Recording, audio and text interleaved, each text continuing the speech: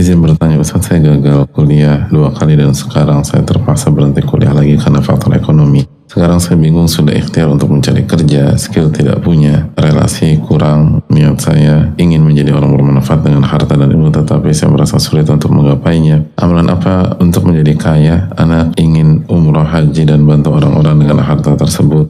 Oh, nasihatnya Ustaz, jazakallahu khairan. Kaya itu bukan tujuan utama. Yang jadi tujuan utama adalah keikhlasan niat dan kejujuran. Nabi SAW bersabda dalam hadis Ibnu Majah, "Rajulun atahu Allahu malan wa ilma, wa huwa ya'malu bi ilmihi fi malihi, yunfiquhu fi haqqihi." Seseorang diberikan harta dan ilmu, lalu dia mengamalkan ilmunya dan beramal menggunakan hartanya dalam kebaikan. "Rajulun atahu Allahu ilman wa lam yu'tihi malan, fa huwa yaqul law kana li mithla hadha amiltu fihi mithla alladhi ya'mal." Dan seseorang diberikan ilmu dan tidak diberikan harta, dan dia mengatakan, kalau saya punya harta seperti orang yang pertama, saya akan mengerjakan apa yang dia kerjakan. Apa kata Nabi SAW? Fahuma fil ajri sawa. Kedua orang tersebut mendapatkan pahala yang sama. Jadi kalau kita niat, kalau saya punya uang, saya akan umrah, saya akan haji, saya akan bantu A, saya akan bantu B.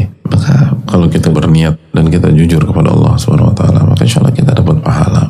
Itulah kekuatan dari niat. Makanya para ulama mengatakan niatul amal ablaq minal amal. Niat beramal itu lebih kuat dan lebih powerful daripada amal itu sendiri.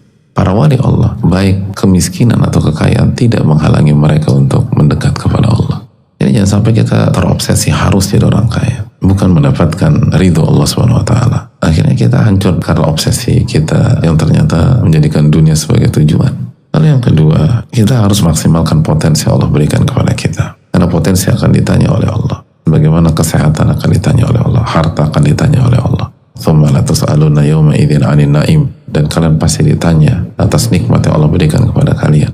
Dan yang tafsir dari ayat tersebut adalah seteguk air. Kalau seteguk air akan ditanya, mungkinkah kecerdasan tidak ditanya, waktu tidak ditanya, potensi tidak ditanya. Maksimalkan potensi yang Allah kasih. Yang terpenting bukan harus jadi orang kaya, yang penting kita amanat dalam potensi dan kemampuan yang Allah berikan kepada kita. Kesimpulannya adalah kaya miskin itu sarana, jembatan. Jadi jangan sampai kita menjadikan sarana atau jembatan sebagai tujuan.